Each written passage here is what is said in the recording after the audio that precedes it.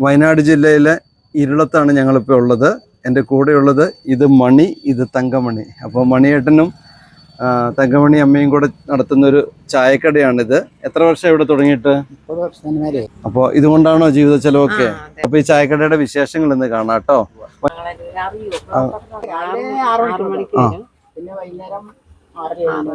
തിരിച്ചു പോകും. അപ്പോൾ ചായ കടി മാത്രമേ ഉള്ളൂ.